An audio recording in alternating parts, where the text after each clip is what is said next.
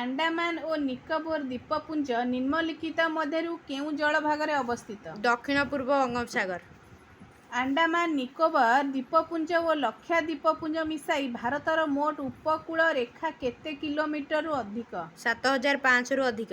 ଭାରତର ପୂର୍ବ ପଶ୍ଚିମ ବିସ୍ତାର ପ୍ରାୟ କେତେ କିଲୋମିଟର? 3000। ସମସ୍ତ ଦ୍ରାଘିମା ରେଖା କେଉଁଠାରେ ମିଳିତ ହୁଅନ୍ତି? ମେରୁ।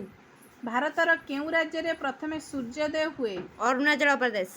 ଭାରତର ମଧ୍ୟଦିନ ରେଖା 82 ଡିଗ୍ରୀ 30 ମିନିଟ୍ ପୂର୍ବ ନିମ୍ନଲିଖିତ ମଧ୍ୟରୁ କେଉଁ ସ୍ଥାନ ଦେଇ କଳ୍ପନା କରାଯାଇଛି?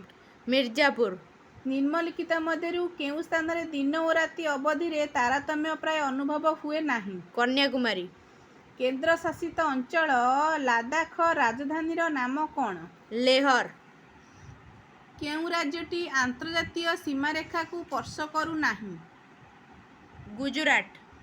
କେଉଁ ସହର ଦେଇ ଭାରତର ପ୍ରମାଣ ମଧ୍ୟଦିନ ରେଖା କଳ୍ପିତ ହୋଇଛି? ମିର୍ଜାପୁର। କେଉଁଟି ଆୟତନ ଦୃଷ୍ଟିରୁ ପୃଥିବୀର ବୃହତ୍ତମ ଦେଶ? ରୁଷିଆ। ଭାରତର ଉତ୍ତରତମ ସ୍ଥାନ କେଉଁ ପର୍ବତ ଶ୍ରେଣୀରେ ଅବସ୍ଥିତ? କୋରାକୋରମ। କେଉଁ ରାଜ୍ୟଟି ପାକିସ୍ତାନର ସୀମାକୁ ଲାଗି ନାହିଁ? ହରିୟାଣା।